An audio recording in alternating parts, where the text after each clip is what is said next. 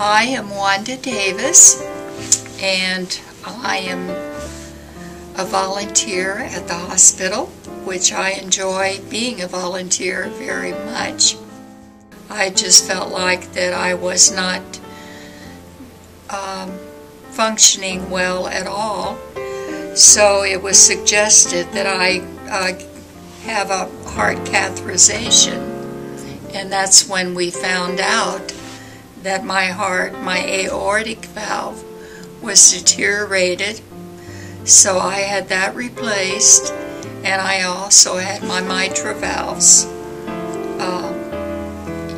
repaired. And I was in the hospital, and it took about 2 weeks in intensive care. Then after that I came to Rolla, to our hospital, and I was on the 2nd floor.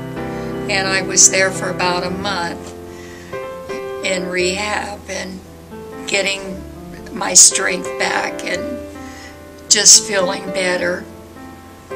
I'm just happy to say that I've gotten another chance in life, and not knowing the symptoms, not ever having any chest pains, I didn't realize that I would have to have this open heart surgery.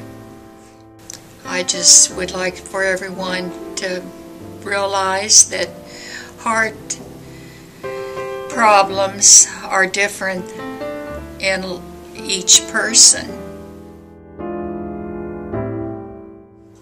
My name's Tom Brown. I'm currently 42, married to my wife Jennifer. We've been married for 16 years. I have 4 children. Oldest one is a freshman, the youngest one's 4 years old. Started going back in for different checkups, and next thing you know, cholesterol was a little bit high. I pretty much ignored it. Was getting the sugars were getting a little bit high. I ignored it. I would get a letter from the doctor saying you either need to lose weight or go on medication pretty much now. And I never really did anything about it. And I was actually over at the university, and I normally would run outside either at home or around the university, come around the hospital, run in the back area. And it just so happens that it was raining that day, and I went inside. That one of the college basketball coaches was getting ready to say something to me when he saw me on the sidelines putting on my shoes. And so he saw me collapse and immediately raced to me, rolled me over, and then went and looked for the trainers. And at that point, the trainers came in and apparently performed CPR, used the AED, and was forced to shock. And Liz Sizemore was the trainer that was on duty that day, and just happened to be back in time. Everything kind of worked out for me with when the incident happened, and she was there as part of it. So yeah, just want to thank her and everything.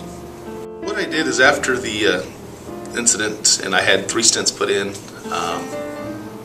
and they put a pacemaker defibrillator combo right here, so I like to call myself Iron Man.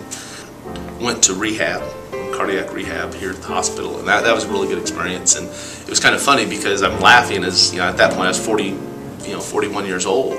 Here I am with all these 70 and 80-year-old people in this rehab, and I'm just like, I don't belong here.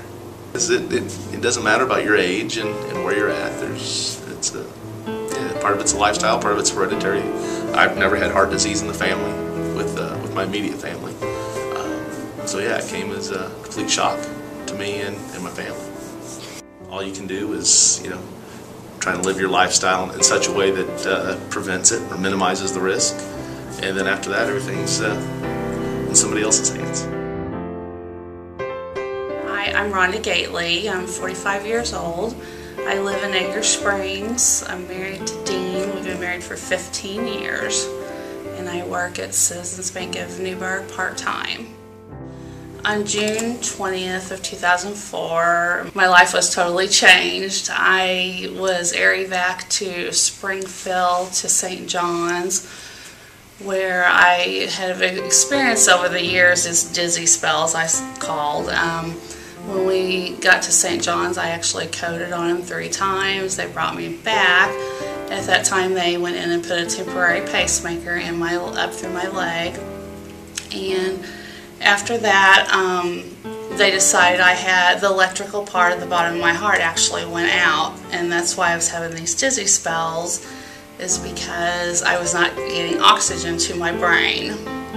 And on that day, it totally went out on me. So I am 100% reliant on my pacemaker. I do have cardiomyopathy, and a person's ejection fraction is normally 60, which is the squeeze function of your heart. Mine is down to 25, and that causes a lot of my fatigue.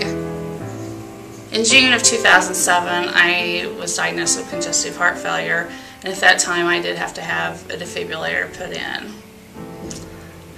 Since then, I've been doing a lot better. I did have to have a battery replacement in 2011, which I have done wonderful since then.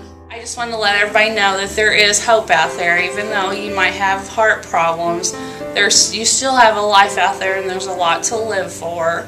And the doctors are always there for you to help you, and there is support out there. So just don't give up if you do have any heart problems or any other health conditions, because there is hope.